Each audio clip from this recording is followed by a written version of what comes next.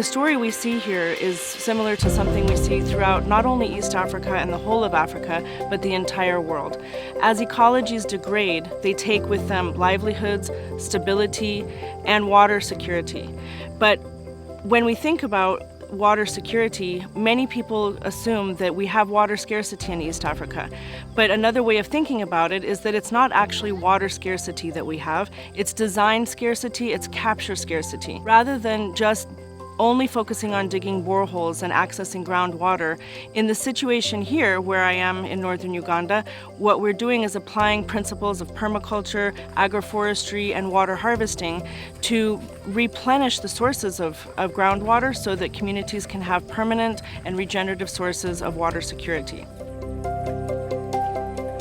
The Spring Protection Project was brought here because the communities had problems of water shortages during dry season. Even during wet season like this, there would be no water. So we came to protect the spring, but to make the spring sustainable, to make the spring not dry out, we had to think of so many other interventions that we can do to harvest the water that used to run off to the spring by creation of the bioswale that we created, including tree planting that will help to infiltrate the water into the soil. The bioswale will help us to collect the runoff that used to go and just disappear. So it is slowing the water, spreading the water and sinking the water into the spring lines. Now the water from the spring continues into the pond, which is right away downstream of the spring, to help harvest that water for use during dry season, animal drinking, and also provide a component of aquaculture. We are getting about 20 liters of water in 1 minute and 50 seconds.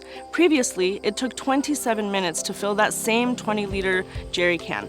And for a woman who's fetching 5 jerry cans per day, that means that she has gone from 2 hours and 25 minutes of just waiting for that jerry can to fill up to 10 minutes.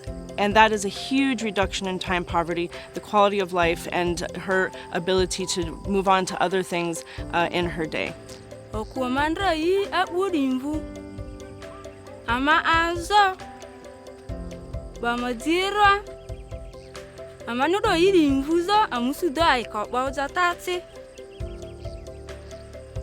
yire arafa mama aziruri a iki alada diniti aya yindra amaniga mvu andalero dare sarisi akudididza amatidore ukuyi didayo Samudala ama tangazo presa kedoreko madorela haya tayiman uda larim fuza borisidima bobuleta dima sidika moto budale sadu pipena akamu dia moto salwayo pipi aloda mata zo kure.